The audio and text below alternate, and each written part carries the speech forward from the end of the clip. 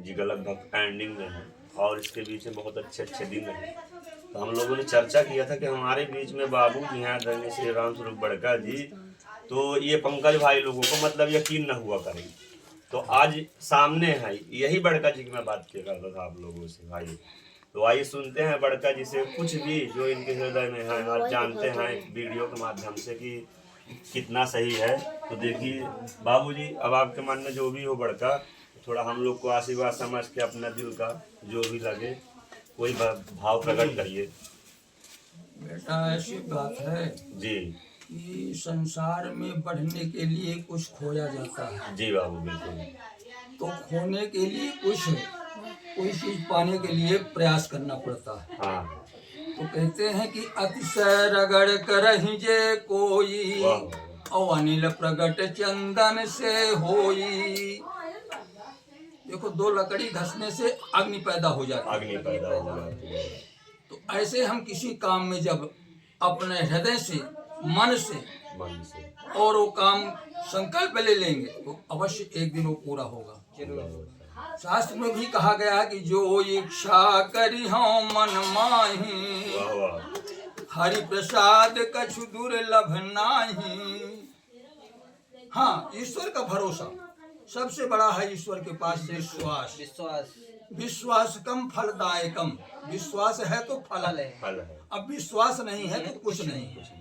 एक छोटी सी किस्सा आपको हम बता रहे हैं कि एक छोटा सा लड़का था, जैसे भोली हमारे यहाँ पड़ोसी लड़का है। एक परीक्षा देने के लिए गया, 10वीं पढ़ रहा था। तो इसके गांव के बाहर एक शंकर जी का मंदिर था जी। वहाँ सुबह जाकर के और भोलेनाथ से दोनों हाथ जोड़ करके प्रार्थना करता है कि भोलेनाथ जी, हम अगर पास हो जाएंगे 10वीं क्लास में, अच्छे नंबर लाएंगे, तो आपको हम एक नारियल और आपको जल चढ़ाएंगे। भोलेनाथ शंकर जी की मूर्ति पत्थर की, कुछ बोले नहीं। हो गया, परीक्षा में बैठा। समय ऐसा आया कि उसका रिजल्ट फेल हो गया। उसको भारी गुस्सा आई भोलेनाथ के ऊपर कि हमने भोलेनाथ से निवेदन किया था, प्रार्थना किया था, अब भोलेनाथ हमारी विनती नहीं सुन पाए। तो वो प्रतिज्ञा लिया। क्या प्रतिज्ञा लिया? कि जब तक हम 5 डंडे भोलेनाथ को नहीं मारेंगे, जब तक हम भोजन नहीं लेंगे। उसका डेली का नियम यही रहा।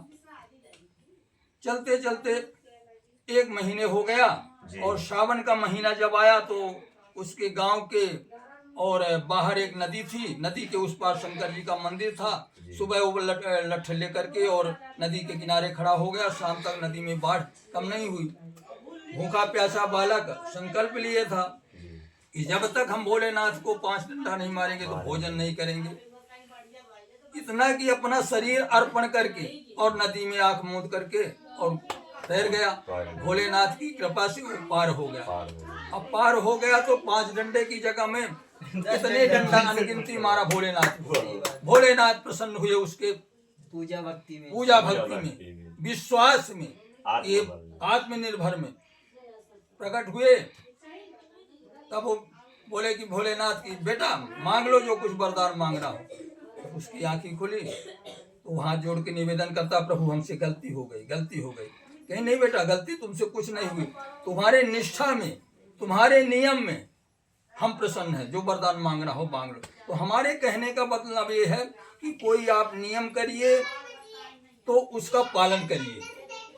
साधन धाम मोक्ष करि द्वारा, अब पाए न जे पर लोक संहारा। मतलब शरीर को साधन करिए। मानव के धर्म 4 बताए गए हैं। पहला धर्म तो ये है कि सत्य बोलो, सत्य रहे शरीर में धाय मिले भगवान, सत्यम शिवम सुंदरम। फिर दूसरा धर्म मनुष्य का है अहिंसा।